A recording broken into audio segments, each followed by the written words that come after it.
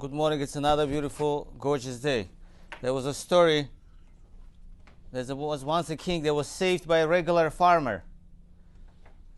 King was very grateful to him, so he decided to repay back. He made him a big, huge, nice, beautiful party, made a big meal. Sudat Hoda, king gave, praising the farmer for saving his life. After the meal, the king asked the farmer, "Is there anything you want? You could walk around the palace, take anything you want." The room with the storage full of jewelry is open, gold, diamonds, anything you want. Just walk around, take as much as you want. This is my appreciation towards to you. So the farmer gets out of his chair, he takes a big plate and he puts some rice on his plate. After the meal we're talking about, he put some rice, he took some vegetables, he said, "Okay, it's enough for me. I don't need anything else." King said, "You're full. Is anything too hard for me as a king? Take anything you want in a palace." So the farmer said, I don't want to make it too hard on you. Rabotai, who are the farmers? We are compared to the farmers. Who is the king? Hashem is the king. We, not like we save Hashem's life, we're talking about, but just Hashem gives us a lot, but we choose to take a little bit, few pieces of rice and a few vegetables. Hashem's hand is not short. If you look in the book of Bamidbar chapter 11, Pasuk 23, Hashem said, "My hand is not short. Is anything limited? Is anything that I cannot do? Everything is in Hashem's hand." Sometimes we're ashamed or embarrassed to ask Hashem, "Hashem, I need this, I need that." I don't want to put too much pressure on Hashem. I don't want to sound rude asking a lot from Hashem. Again, Bamidbar chapter 11, Pasuk 23. Hashem said, "Is my hand too short? Is anything that Hashem is limited to?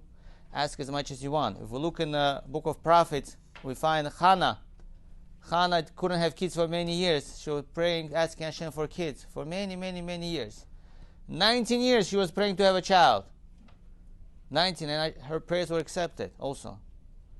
She had a child. So who did she have? Shmuel Hanavi, Shmuel the prophet, which made a huge difference in our Jewish history. The prophet Shmuel, it wasn't really a simple child. There's nothing too hard for Hashem. You just have to ask.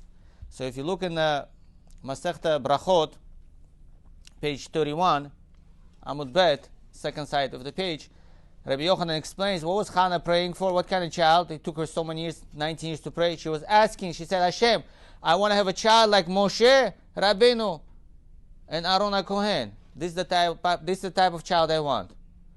But her son wasn't like Moshe Rabbeinu, and it was not like Aaron HaKohen. It was a Shmuel Hanavi. If you aim to the moon, aim to the moon. In case if you miss it, at least you reach the stars. Again, aim to the moon, but in case if you miss it, at least you reach the stars. Ask big. There's nothing too hard for Hashem. It's nothing impossible for Hashem. But just we have to ask. That's why in Tefillah we ask. People sometimes Hashem, "No, I don't want to bother Hashem." Somebody needs parnasa, somebody needs refuah, somebody needs salvation. Ask Hashem. He's our Father listening to your prayers. He wants you to talk to Him. We are created in the image of Hashem. Hashem is not limited to anything. We are created in His image. We're also above all the limits. Besides, we love to limit ourselves. "No, this is too hard for me. No, this is too complicated for me. I cannot wake up early in the morning.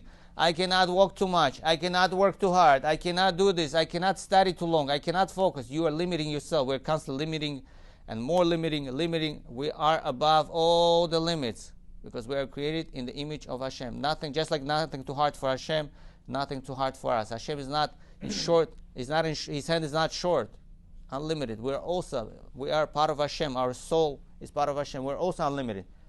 So anytime you do mitzvah, don't think like, "Oh, I can't do this mitzvah. No, I cannot study so much. No, I cannot." Somebody told me, "I can't keep Shabbat for 25 hours. Don't limit yourself. We have a Yom Tov, 2 days of Yom Tov, and Shabbat, 3 days. We say like, "Oh, how am I going to make it?" At the end of the year, it wasn't so bad. Don't limit yourself. We are above all the limits. Everybody should have a blessed day.